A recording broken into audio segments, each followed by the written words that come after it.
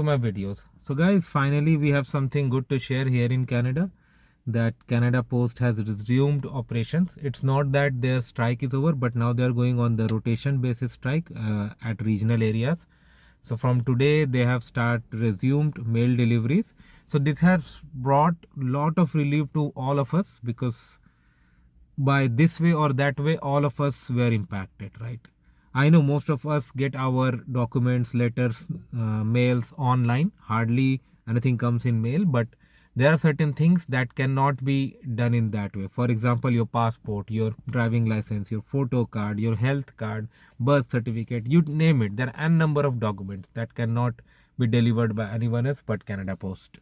And especially in northern areas and rural areas where there is no network of private courier agencies, Canada Post is the only option. So businesses, deliveries, and even life-saving checks were impacted.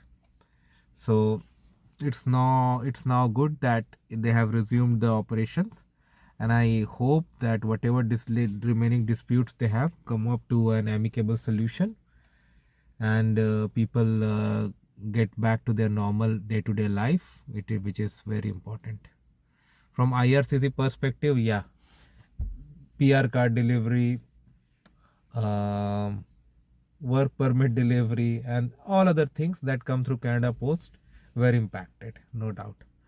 Certain, so yeah, this I assume now things will be much better, and we all have good circumstances now.